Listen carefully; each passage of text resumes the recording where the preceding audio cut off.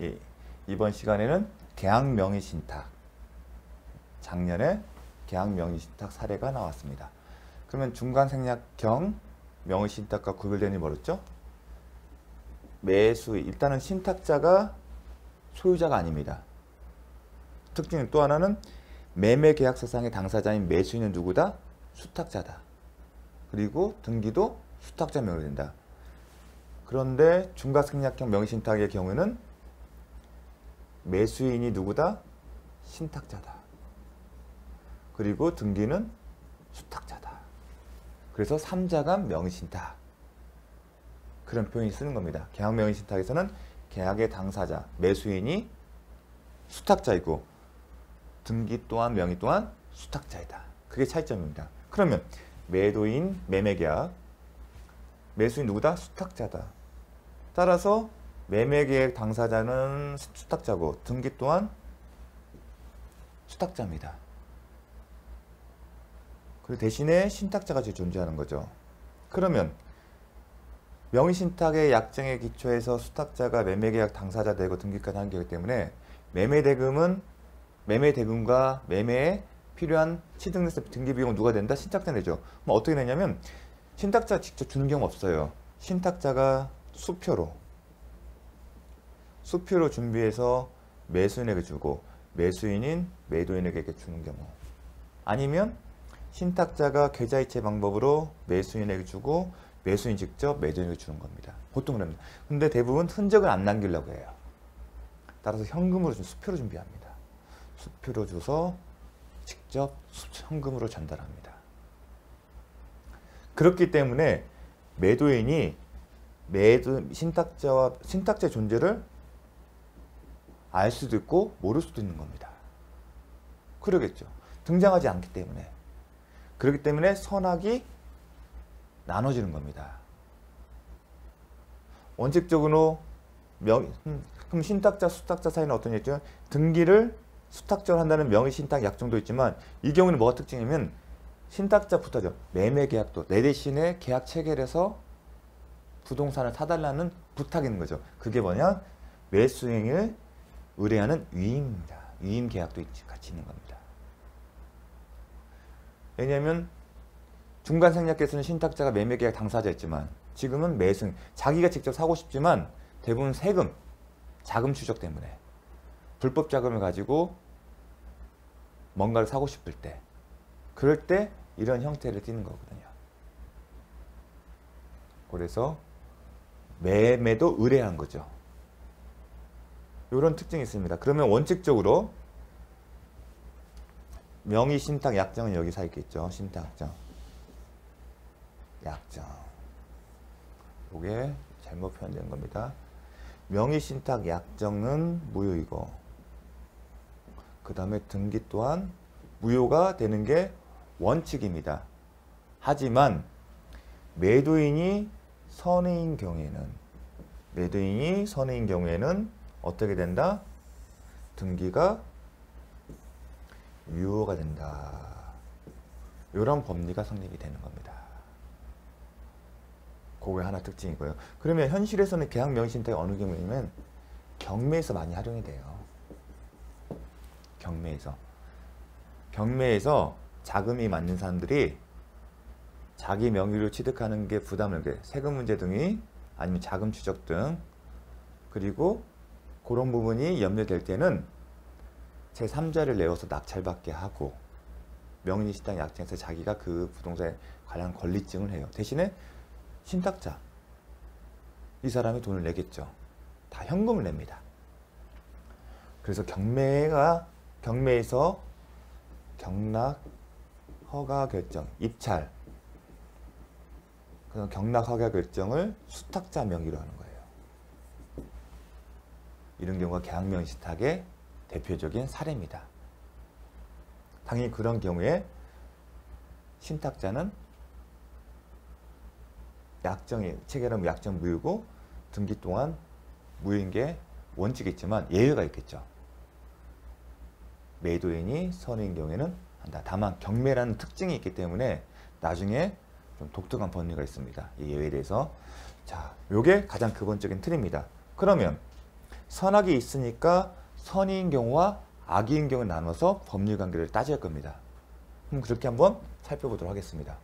선의인 경우에 매도인이 선의인 경우는 매매 계약 및 등기는 유효하므로 수탁자가 완전한 소유권을 취득한다. 즉 선의인 경우라면 매매 계약도 유효하고, 일단 매매 계약도 왜 유효한 편이 쓰냐면 중과상력과 다른 게 있어요. 악의인 경우에 문제가 있기 때문에 이제 선의인 경우 나눌 때 기억하셔야 합니다. 매매 계약도 유효하고, 어떤 관점이냐면 매매 계약의 목적을 달성할 수 있기 때문에 그렇습니다. 매매 계약 목적 달성이 뭡니까? 매도인에서 수탁자인 매수인 앞으로 등기 이전이 가능한 여부를 나눠야 하거든요. 여기서는 가능할 때 유효합니다. 나중에 설명할 겁니다. 악인 경우와 비교하면 날 겁니다. 그 다음에 등기는 원칙적으로 명의신탁 약정과, 이거 잘못된 거 있죠? 약정과 등기는 무효지만 매도인, 계약 명의신탁에서 매도인이 선의인 경우에는 어떻게 된다? 등기도 유효하다. 그리고 등기부상 이렇게 기재하겠죠. 수탁자 명의로 등기가 되죠. 그 다음에 등기원이 매매죠. 근데 매매계약 당사자 누가 된다? 매도인과 수탁자가 되는 거예요. 그렇죠?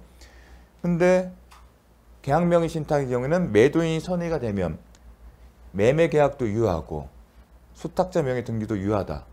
그러면 수탁자가 완전하게 소유권을 취득한다는 겁니다. 소유권은 이제 이 사람이 소유자가 된다는 겁니다. 소유자가 된다는 겁니다. 그럼 신탁자의 관점에서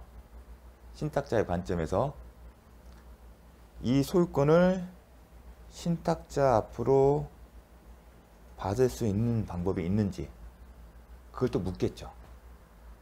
신탁자 앞으로. 방법은 이제 그 다음에 또 하나 기억합니다. 이 사람이 완전한 소유자가 되면 더 이상 매도인은 소유자가 아닙니다. 그리고 불법 말소 그런 얘기가 나올 일은 없겠죠. 그러면 신탁자가 넘길 수 있는 방법이 뭘까? 방법은 없습니다. 왜냐하면 신탁자, 수탁자 사이의 계약은 관계 맺은 건 뭐죠? 명의신탁 약정이에요. 약정이 무효이기 때문에 넘겨받지를 못해요. 그럼 넘겨받을 수 있는 방법은 신탁자가 이제 소유자의 지위에서 할 수 있는 방법을 생각하시는데, 신탁자는 소유자가 아니기 때문에 213조나 214조에 기초한 권리행사 불가능해요. 부당이득 반환 청구는 가능하가 이제 하나의 논점이 될 수가 있는데, 신탁자는 소유자인 적이 한 번도 없기 때문에 소유권을 잃어버린다는 얘기가 나올 수가 없습니다. 단지 신탁자는 매매 자금을 제공했을 뿐이에요. 부당이득이 되려면 신탁자가 소유권 자체를 회복받으려면, 부당이득 반환 법률에 따라서 소유권 자체를 회복받으려면 과거에 소유자였던 사실이 있어야 돼요. 근데 신탁자는 한 번도 소유자인 사실이 없어요. 등기된 적이 없기 때문에. 소유자로 등기된 적이 한 번도 없지 않습니까? 따라서 부당이득 반환 법률에서 소유권 회복할 수 있는 방법이 없다는 겁니다. 따라서 결론적으로는 수탁자에서 신탁자로 올 수 있는 방법은 없다는 겁니다. 단지 자신이 제공한 매매 자금을 통해서 매수인이 소유자 지위를 취득했기 때문에 이 매매 자금에 대해서만 부당이득 반환 청구를 할 수 있어요.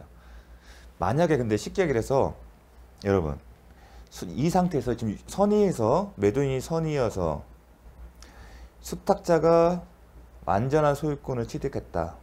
그런데 이 앞으로 신탁자가 등기가 가능하다고 가정을 했을 때 이러한 상태가 이 법률의 취지에 맞습니까?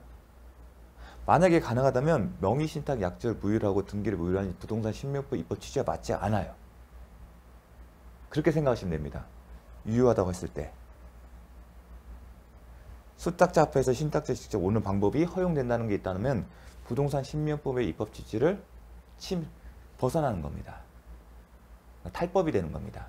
그렇게 생각하시면 됩니다. 따라서 이 방법은 없다. 대신에 신탁자는 매수인의 뭐 있죠? 매매 자금을 제공했잖아요. 이 부분에 대해서 부당이득 반환 청구를 할 수가 있는 겁니다. 그게 핵심 포인트입니다. 자, 선의인 경우는 이게 소유자가 완전한 소유자다. 그러니까 부동산, 그러면 이 사람이 이제 더 이상 소유자가 아니기 때문에 뭐 말소 청구라는 얘기를 할 수는 없겠죠. 또 명의신탁 해지 나올 수 있습니까? 없죠. 무효이기 때문에. 그리고 이렇게 넘어간다는 게 부당이득 반환도 아니에요. 왜냐면 신탁자는 한 번도 소유권 회복하는 거잖아요. 그럼 소유권을 회복하는 얘기는 과거에 자신이 소유자였기 때문에 주장할 수 있는 거거든요. 그 논리도. 소유자인 적이 한 번도 없었잖아요. 결국은 자신이 수탁자에 제공한 매매자금에 대해서만 반환을 요청할 수 있는 겁니다. 설사 어떤 방법을 가능한다 하더라도 그렇게 가능하다고 해석하는 것은 부동산 심리법을 침해하는 거예요. 이는 명의신탁 약정은 결국은 관철을 시키는 거 아니겠습니까? 따라서 그런 관점을 이해하시고 보겠습니다. 계약 및 등기는 유효함으로 수탁자는 완전한 소유권을 준다. 따라서 매도인은 소유자가 아니다. 소유자가 아니기 때문에 좀 전에 봤던 소유 등의 말소 증거 행사할 수 있다 없다? 못하다. 소유자가 아니기 때문에 213조 214조 행사를 못하겠죠. 214 대표장이 뭐다? 소유등 말소 청구권. 다만 명의수탁자는 신탁자에 대하여 부당이득 반환 의무를 부담한다. 그 부당이득이 뭘까? 부동산일까? 아니면 돈일까? 부동산 아니고 돈이라는 얘기를 하는 겁니다. 명의신탁자는 외초부터 당해 부동산의 소유권을 취득할 수 없었으므로 소유권을 취득한 사실도 없고 취득할 수 없으므로 명의신탁 약정 무효로 인하여 명의신탁자가 입은 손해는 당해 부동산 자체가 아니라 수탁자에게 제공한 매수자금을 할 것이다. 무슨 얘기냐면 반환의 부당이득은 부동산 자체가 아니다. 그러니까 부동산을 반환한다는 얘기는 소유권 이전 등기를 한다는 얘기거든요. 근데 소유권 이전 등기가 아니라 신탁자, 수탁자 제공한 매수자금이다. 따라서 명의수탁자는 당해 부동산 자체가 아니라 신탁자로부터 제공받은 매수자금을 부당이득하였다 할 것이다. 매수자금이란 매매대금 아니면 취득세든 취득비용이겠죠. 요 얘기를 쓴 겁니다. 핵심은 신탁자는 소유자가 아니었기 때문에 소유권 자체를 반환받을 방법이 없고 단지 돈만 돌려받을 수 있다. 만약에 부동산 자체 돌려받을 수 있다면 명의신탁 약정을 무효하고 등기를 무효하는 부동산 신명법의 입법 취지를 회피하는 꼴이 되는 겁니다. 그거는 결과적으로 바람직하지도 않습니다. 그걸 좀 기억을 하십시오. 이런 상태 하게 되면 부동산 신명법에 벗어나는 거 아닌가? 그렇게 생각을 하십시오. 자, 매도인 선인 경우 매수자금이 부당이득이라는 점은 경매 절차에서 명의신탁에 의하여 부동산을 매수한 경우에도 마찬가지다. 제가 계약 명의신탁의 대표적인 얘기보다 경매예요. 내 대신 내 돈을 낼 테니까 내 대신 입찰하고 경락 허가 결정 받아서 네 명의로 취득해. 그리고 내가 나중에 처분해서 받으면 그걸 줘. 그럼 내가 얼마 수고비 명목을 얼마 줄게. 아니면 내가 지정한 제3자에게 넘겨줘. 그런 얘기를 하는 겁니다. 그러한 경우에도 경매 절차에서 쓰는데 그 경우에도 낙찰 허가 결정을 받은 그 명의자, 수탁자 명의로 소유권을 취득하는 거고 돈을 제공한 신탁자는 소유권 취득할 방법이 없다는 겁니다. 그 얘기 똑같다는 얘기입니다. 마찬가지다. 이제 법리적으로 이렇게 했습니다. 이론적으로 수탁자 명의로 입찰을 해서 낙찰을 받으면 매각 허가 결정 받아야 되거든. 매각 허가 결정 받아 신탁자의 부담. 돈은 누가 돼요? 신탁자의 돈을 내고 매수자금을 안 납한 경우다. 이렇게 되는 게 맞습니다. 수탁자 명의는. 입찰도 이 사람 명의라고. 이 사람이 최고 입찰가를 하면 법원에서 매각 허가 설정하고 그건 매각 대금을 언제까지 지급하라고 기한을 정해주고 돈을 내는데 누구 돈을 한다? 신탁자. 그 사람이 현찰로 줄 겁니다. 그런 케이스에도 계약명의 신탁이다. 다만 뒤에서 보는 특징이 하나 있습니다. 그것만 정확하게 기억하시면 됩니다.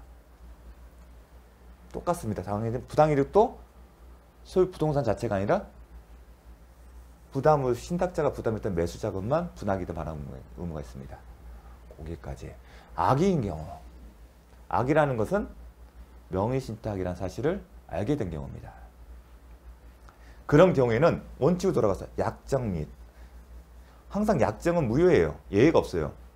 물권 변동은 무효다. 악인 경우 돌아와서 자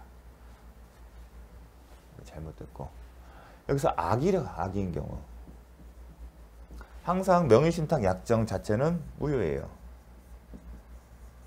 그리고 위임도 잠깐만요. 약정 악이에요. 그러면 등기도 넘어갔다 하더라도 어떻다? 효력이 없다. 무효다. 악의인 경우, 소유자 매도인이 악의인 경우 등기가 돼 있다 하더라도 소유자가 아니라는 거죠. 그럼 소유자는 누가 되는 거죠? 반사적으로 매도인이 되는 거죠. 악의인 경우는. 그렇게까지 생각을 하셔야 합니다. 그러면 이 매매계약의 목적을 백날 이렇게 수탁자라고 등기했다 하더라도 공동신청서, 등기신청서 이렇게 써고 받아줄 거예요. 등기관은요. 왜냐면 여기다 명의신탁 약정이나 쓰지는 않을 테니까. 백날 여기 등기하더라도 효력이 있으면 없습니까? 없잖아요. 즉 매매계약의 목적을 달성할 수 없는 거죠. 애시당초부터. 따라서 악의인 경우에 매매계약의 목적 달성 불능하기 때문에 효력이 없습니다. 매매계약도. 그 얘기를 하는 겁니다.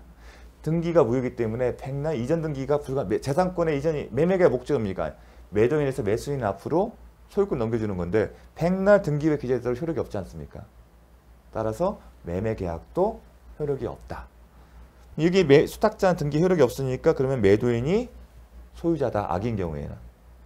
그러면 당연히 매도인 소유자면 말소 청구는 누가 할 수 있다? 매도인이 할 수 있다. 그러면 신탁자 입장에서 항상 생각을 했죠. 등기할 수 있는 방법이 있을까 항상 고민을 하고 있죠. 수탁자에서 신탁자 앞으로 오는 건 가능할까요? 당연히 없겠죠. 우리 배웠었잖아요.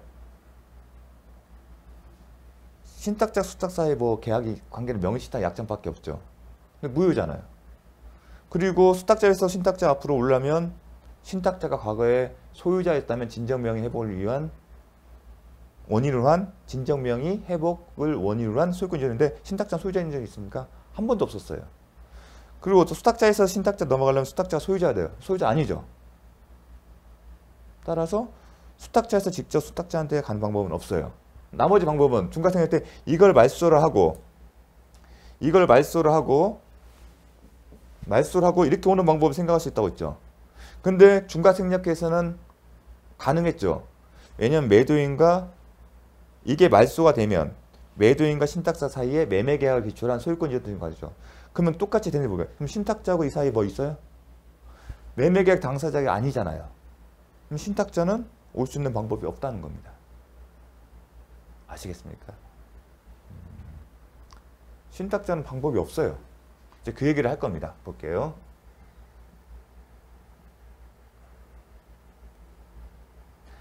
약정 및 물권 변동은 무효다. 기억하셔야 합니다.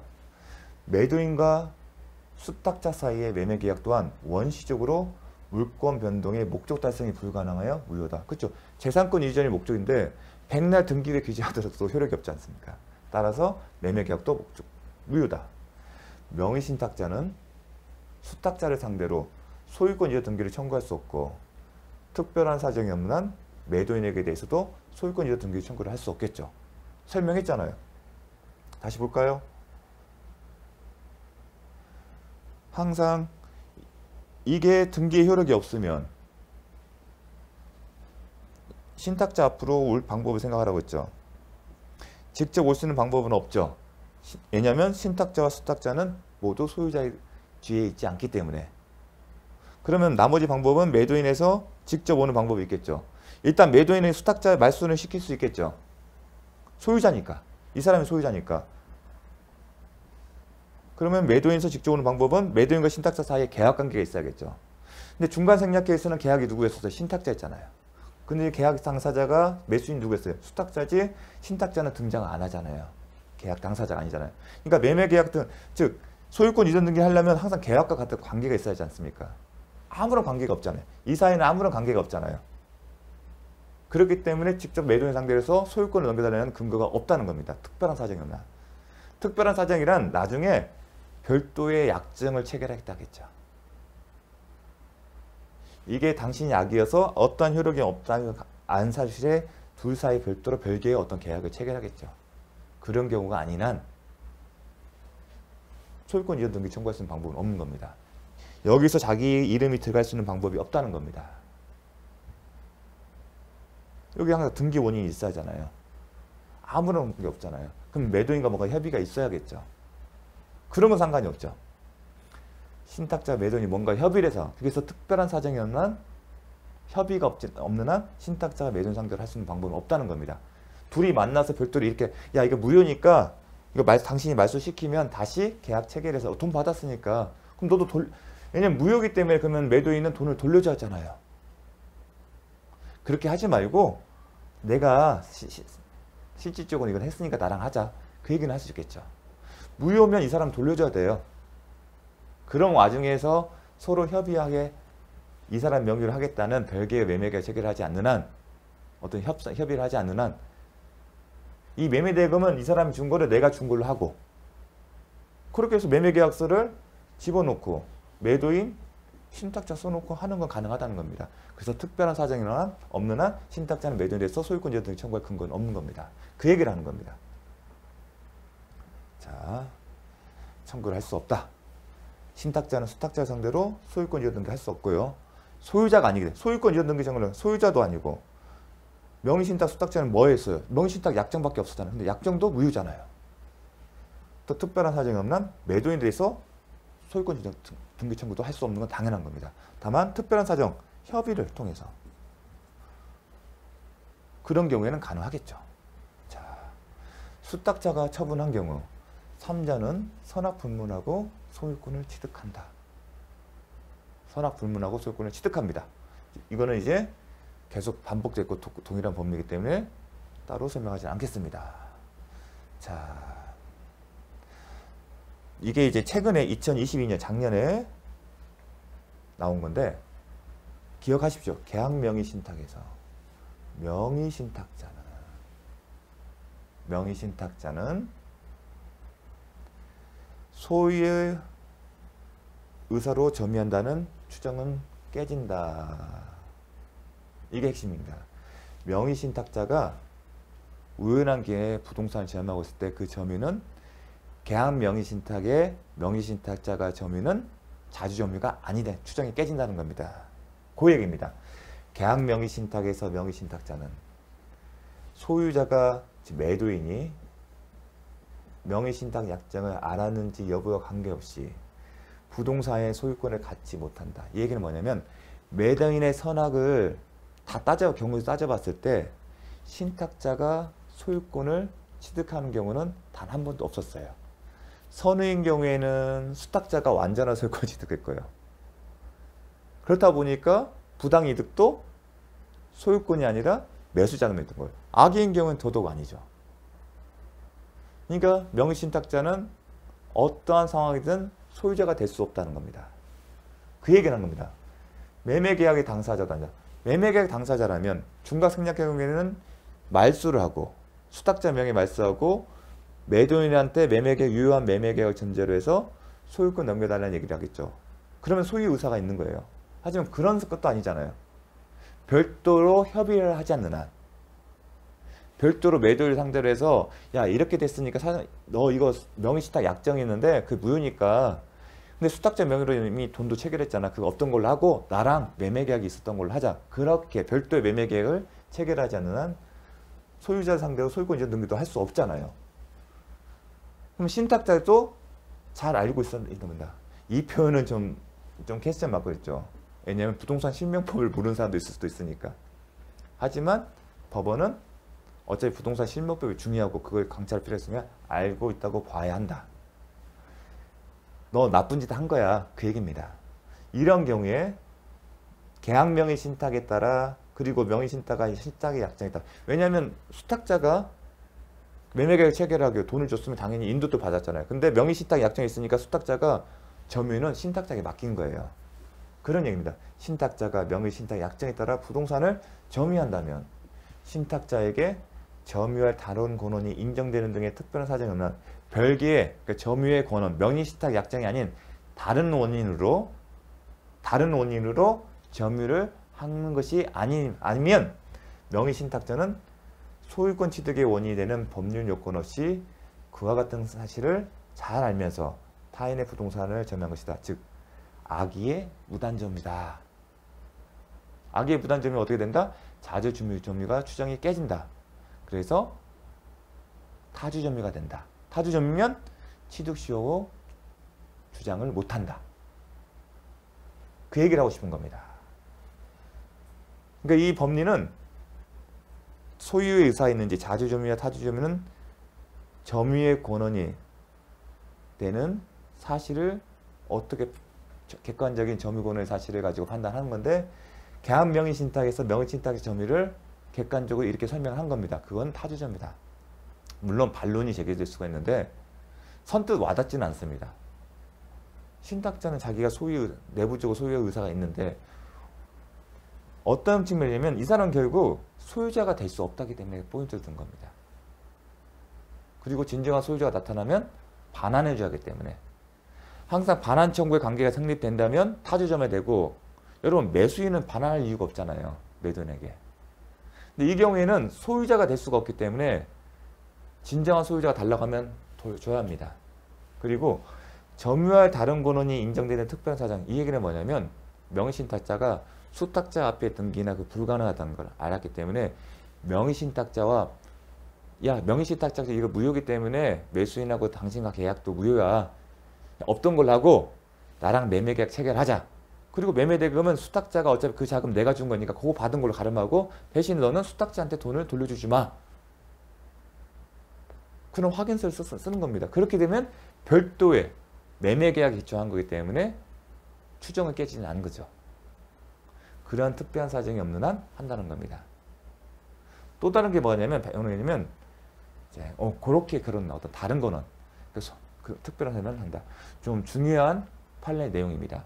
따라서 기억할 것은 계약 명의신탁에서 명의신탁자의 점유는 명의신탁 점유는 자주 점유의 추정이 깨진다. 이렇게 했습니다. 즉 타주점이다. 그렇게 기억하십시오. 계약 명의신탁에서 명의신탁 점유는 자주 점유 추정이 깨진다. 교문구 출제된 바는 없지만 이제 나올 확률이 있겠죠. 예, 그래서 그렇습니다.